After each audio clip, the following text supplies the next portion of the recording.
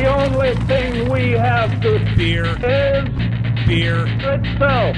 Beer. So many choices. Only no function beer well without. Woohoo! Beer!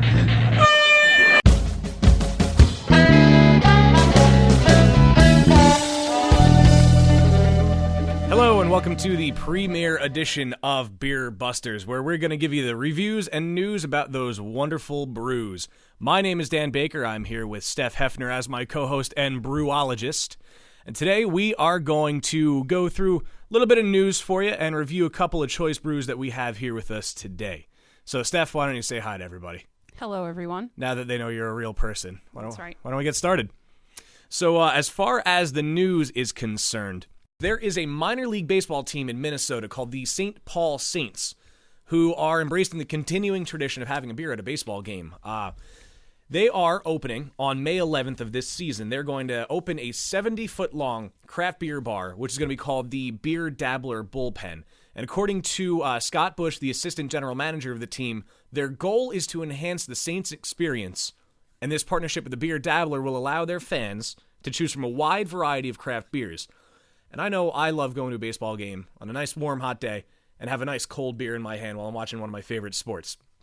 Now, they're going to have 21 beers from seven different local breweries in the St. Paul area, including a new one that's going to be a white IPA from Badger Hill Brewing Company in that area, and that is making its debut at the stadium when they open it on May 11th, which I think is kind of cool. That's the first time it's going to be tapped ever, and I kind of wish I could get to St. Paul to try it.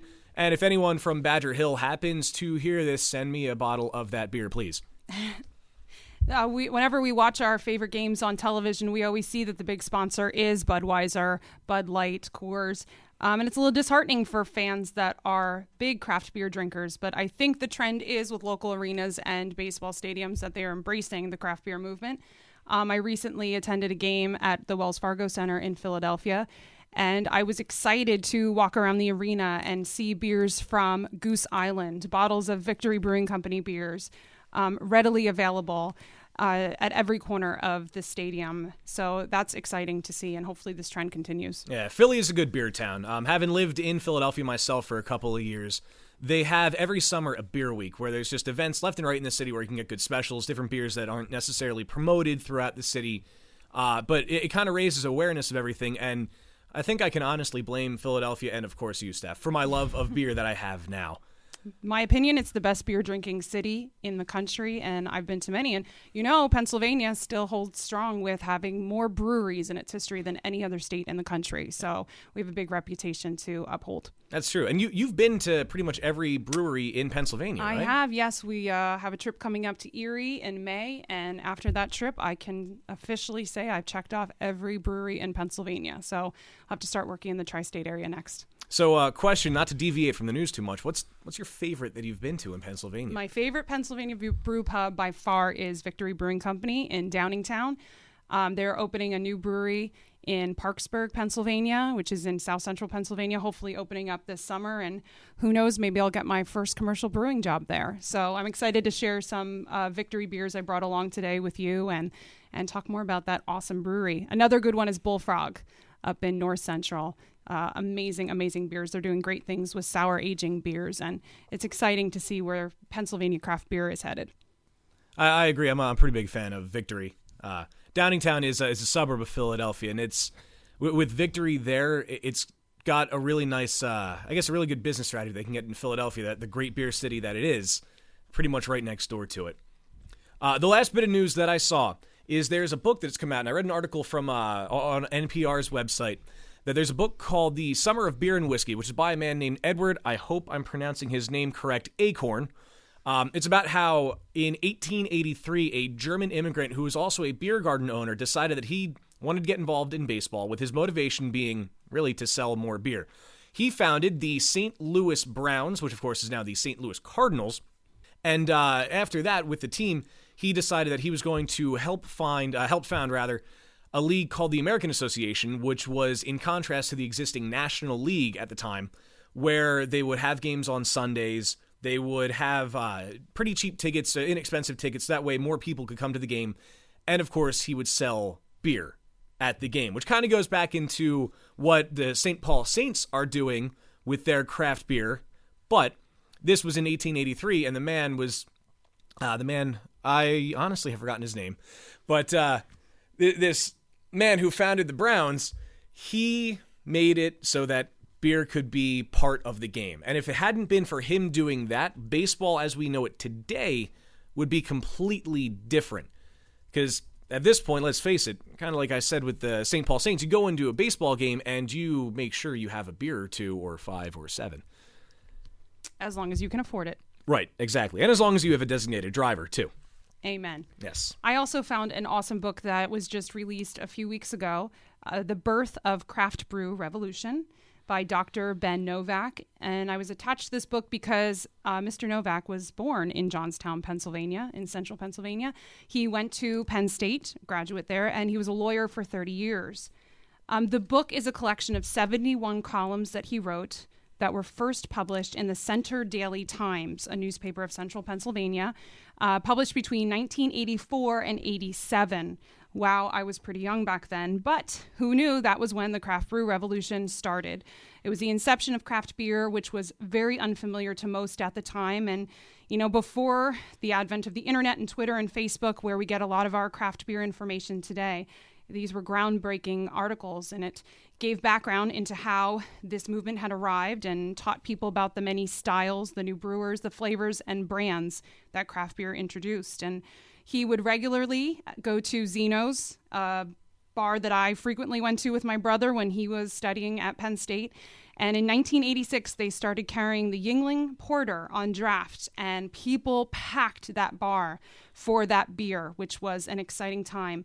Of course, they were selling it pretty cheap. I believe it was about $2 a glass, which was a good deal for good craft beer. But cheers to Dr. Novak and teaching us who knew that the beginning of the craft brew revolution started right here in central Pennsylvania.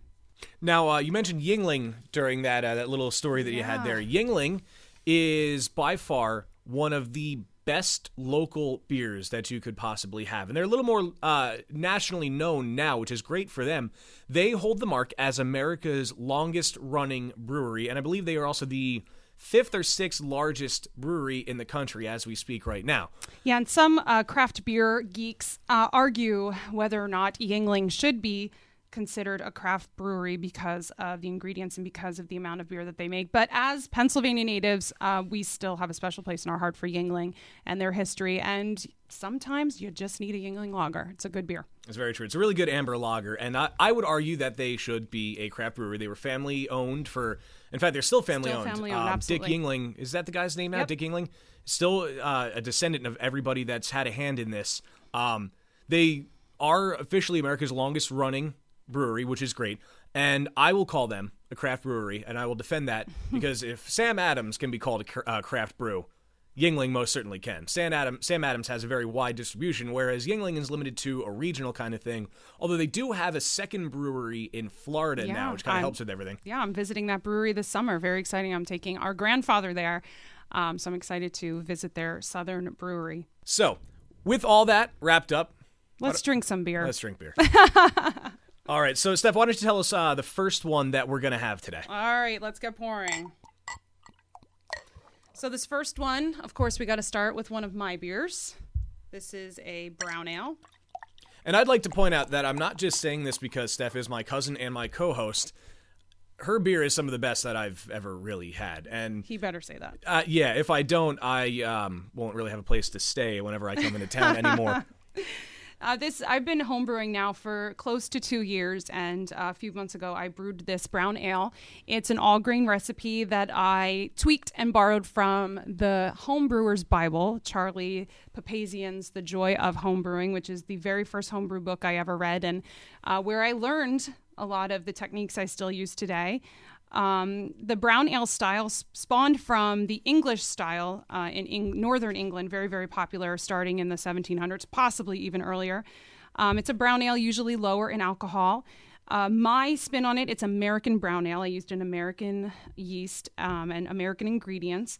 Sometimes American brewers will add some coffee or nut flavors to these. You usually get caramel flavors when you drink a brown ale. Some very popular English ones that our listeners might be familiar with. The Newcastle Brown Ale out of Scotland is very popular. Delicious. Samuel Smith's Nut Brown Ale, which is rated world class by Beer Advocate, which is a pretty high honor. Out of Tadcaster, England, they brew it at the old brewery there, established in 1758. It's a traditional British brewery, pretty small. Theirs is a relatively dry, rich amber brown color, very nutty, and very affordable. You can pick a bottle of it up at Wegmans for about $4.99. My personal favorite brown ale, probably what inspired me to brew this one, is Dogfish Head's Indian Brown Ale. You get the color of an American brown and those color notes, the caramel notes, But of course, it's Dogfish Head, so they have to add some hops to it as well. But it's a nice balance, and they finish theirs with some organic brown sugar. So my brown ale here, I'm really proud of the nice dark color that comes through. When you hold it up to the light, you get a little bit of that amber reddish color that you would expect from a brown ale. It's just so smooth and so easy to drink. We went through almost 5 liters of it last night. We had some people over here sharing beers, and it was very popular. So I was excited about that. What do you think, Dan? Well, I would like to point out that last night I made a point to not have this beer. That way I could save it for today to review it. But it's got a really good dark color to it. As far as the aroma goes, it smells actually really inviting. I mean, it looks and smells like something I definitely want to drink and keep drinking. Yeah, you don't get the strong aromas that you would get of a higher alcohol beer. Or a really hoppy beer. The aroma is very mild, but the taste does not disappoint. It really warms up your mouth, and you get the maltiness, that mouthfeel when you first drink it, and you get that caramel taste at the finish. Turned out really nice. Now, I'll admit I'm relatively new to describing the flavor of beer. To me, it's kind of like describing a color. I've only ever really said it's good or bad, so I'm going to struggle to really describe this, but... We'll teach you. Okay, that's good. See, that's why you were here with me. It would be kind of weird if I was sitting here talking about beer, just saying, yep, good, yep, bad. But no, it's, I guess the best way for me to describe it is it's really smooth, and I'm probably going to end up saying that a lot about a lot of beers. But it's really smooth. It has that maltiness that you were saying about, and it's one that, it would probably... not to go into too many wine terms since we're focusing on beer, but I could see it pairing very well with a nice, and I know you wouldn't agree, but I can see this pairing pretty well with a nice cheeseburger or something. It seems like, since it's the American brown ale, it seems like it would fit with an American dish. It would go great with a veggie burger, too. Yeah, on that note, what's next? So moving on, as I promised, we're going to open up some Victory beers. Victory Brewing Company has been so innovative and interesting since they first opened, and the most exciting thing about visiting the brew pub in Downingtown is every time you go, there's going to be a handful of beers that you've never had before. And as I mentioned before, I absolutely love that. So over the last couple years, Victory Brewing Company has started doing some wine barrel aged beers, some special releases. Some people might remember back in 2010 and 2011, they did some work with their Storm King Stout, an amazing stout. They aged it in bourbon barrels. They were sort of one of the first to start doing this before the bourbon barrel aging became all the rage this past year in craft brewing. And it went really well. So over the last several months, they've released 3 different wine barrel aged beers. And we'll start with the first one here, which is Victory Red Thunder, which is actually their Baltic Porter that was aged in red wine barrels that came from the Went Vineyards in Livermore, California. And they aged it in the barrels for 3 months. And what's really cool about Victory is they've done some events to release these beers here. And I better get it in the glass. Dan is looking at me like, why have you not handed this beer to me yet? So here you go. You can start drinking while I'm chatting away. That's normally what I do. So on November 21st, it was the Wednesday before Thanksgiving this past year. They deemed it Red Wednesday. They had a special breakfast event. For the first time ever, they served breakfast at the brew pub, and my husband and I got there at 8 a.m. There was a nice long line in front of the brewery, which was exciting to see. They, of course, we went right to the bar because I wanted a beer in my hand first, and I got a glass of this, and I got to say it's a great breakfast beer. But they served Eggs Benedict French toast. They had beer mimosas, Prima Pills mixed with orange juice, and it was a great event. You could get a bottle of the beer, only $8, which I thought was pretty phenomenal for a 750 milliliter bottle. So if you take a look at it, you can see it's nice and red, and you hold it up again, you get that reddish hue. Yeah, I was just going to say, holding up to the light that's next to me, it looks like it's red. Like, it kind of looks like a foamy, darker Kool-Aid. Oh. But obviously for adults only. It's definitely more red than the brown ale. And when you first drink it, you can really get the cocoa creaminess that you're used to from the Baltic Porter. I thought you were going to say you can really taste the red, because that was the first thing that went through my head. Especially mentioning Kool-Aid. When you're a kid, what flavor Kool-Aid do you want? Red. Duh. And at first, when you drink it, you don't get the barrel aged, but in the finish, you get that tannic dryness of the wood. I believe they used Merlot barrels, and you can really get it. And you get that in the aroma as soon as your nose hits it, and you get that smell. It's delicious, and just has a nice, rich, fruity final flavor. And for it's a higher alcohol beer, 8.5, but it's extremely drinkable. It does not drink like an 8.5% beer, but it's a great beer to bring along to an event to share with some special people and just sip. And I was really excited to have this one. Yeah, it seems kind of like a conversational beer. As much as a beer can be conversational, like you said, share with some good people with you to have some good times. And this would be a beer that would go really well with that. Absolutely. So moving on, our next one here is the Oak Horizontal. Unfortunately, they didn't have an awesome release party for this one, but I happened to be in the brewery for a dinner, of course, because we try to get there every couple weeks. And we saw they still had some bottles on the shelf, so I picked one up. This is their Old Horizontal Barley Wine, or they call it Oak Horizontal. It is a little higher in alcohol, 10.5, 11%. It's an American barley wine. They use whole flower American hops in this beer and massive, massive amounts of barley malts. Need to get a lot of those sugars so the yeast can create lots of alcohol. When you first smell it, it's extremely aromatic, and you're getting a little spiciness now when you smell this one. And then a little floralness and fruitiness as well. And when I drink it, I get some candied fruit taste, citrus notes a little bit. What do you think? Yeah, I can see that. I'm trying to think of what it reminds me of, but it reminds me of something I might have eaten when I was a kid. I don't know. It's kind of bringing back a flood of memories, and I can't really get through them that easy. It's that candy sweetness, but without having that sickening aftertaste that like a lot of higher alcohol beers can have these days. You don't feel like you need to down a glass of water after drinking it. You don't. However, it really does kind of smell and taste like candy. It does, in a absolutely. way. But obviously with that beer flavor to it, but this is going to drive me crazy. I can't really figure out what it reminds me of. But it is one that, I guess if you're anything like me, it will bring back that flood of memories of candy that you had as a kid and kind of, I guess, make you feel young again. It's an adult candy bar, I suppose. Just drinkable, of course. Yeah. With wonderful effects. It's a beer I would have after dinner. It's probably not something that I personally would pair with foods because you just want to enjoy the beer and sit and sip. That's a good way to look at it. It probably would end up being a good dessert beer. Absolutely. Cool. So what do we have next? So our last one is the third installment of the beer series. It's White Monkey, and it was released recently, March 2nd, 2013. They had another breakfast event at 9 a.m. I will admit this time I just swung by, and I did not actually get to attend the event because we went to a beer tasting event that day down in Philadelphia. So I just stopped by and picked up a bottle, but it was just as hopping as when we attended Red Thunder. There we go. You're going to notice a huge change in the color of this one, Dan. When you hold it up, you're really going to get that golden hue when you hold it up. The event was called In Like a Monkey. They made 2,800 cases of this, so it was a limited release, which, of course, whenever the beer geek hears limited release, they want to get there. This is the Golden Monkey beer, which is their very popular Belgian-style triple, 9.5%, aged in American oak Chardonnay wine barrels, again from Went Vineyards in California. They, again, used whole flower European hops, and they added some coriander seeds in this one as well. When you hold it up, it does look slightly darker than the Golden Monkey, but it still has that golden color. And when you smell it, you can still get the yeastiness and that banana aroma that we're used to from Golden Monkey.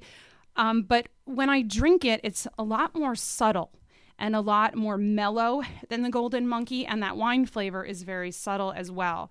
I just think it's a little less striking. For me, I think I prefer the Golden Monkey, but this is definitely a nice homage to Golden Monkey and a really interesting beer. Yeah, and with Golden Monkey, you're right. It kind of, well, it is a good standby and a good go-to whenever you're out and you see that they're serving it.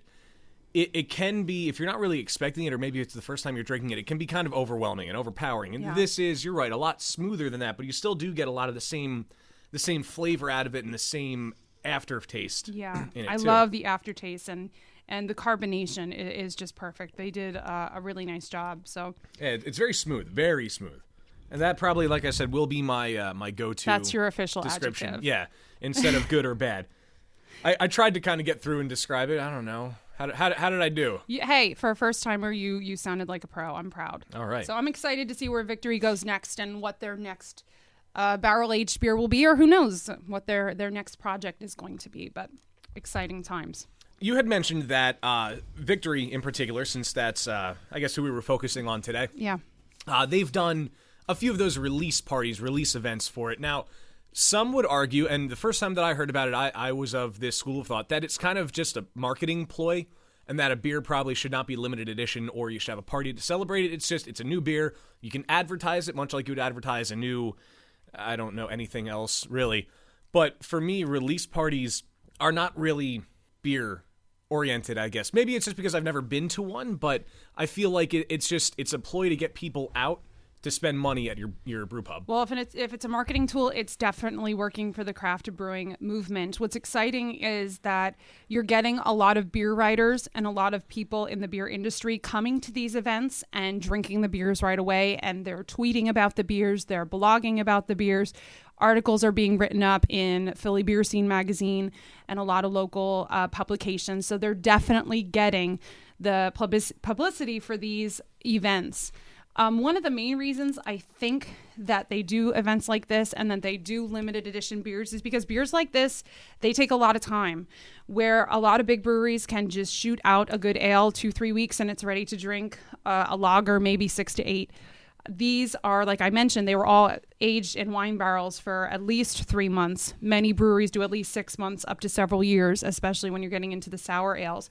So these definitely take a lot more time, a lot more love, many more ingredients, space in the brewery. So it definitely costs them a lot more to create these beers. And I think because of all that time and love, they're very proud of them. So they want to sort of show them off. But Sort of a celebration. yeah, you're absolutely right. And a lot of smaller breweries like Neshaminy Creek and Tired Hands, both in suburbs of Philadelphia, two wonderful breweries that really exploded this past year. They are also doing events like this, and it's been very popular. You hear stories and see pictures of people lining up hours ahead of time to get their hands on a few of these bottles just to try the beer. So it's neat to see the excitement.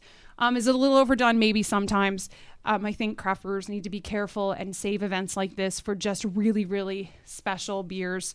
But, it's a good time. It's great to go and celebrate a new craft beer.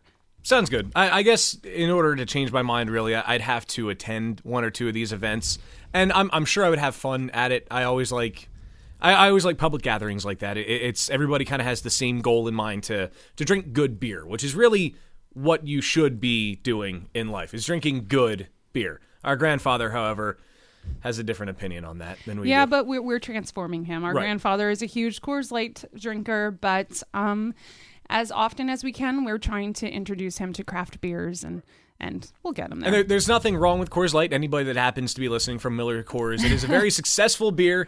I have enjoyed it on several occasions, but kind of like you mentioned in the craft beer story that you had, there's a revolution coming. There's a revolution brewing. And on that note, thank you for listening to the premiere edition of Beer Busters. I am Dan Baker. I'm Steph Effner. And keep in mind, it was the great Ben Franklin that said, beer is proof that God loves us and wants us to be happy. Until next time.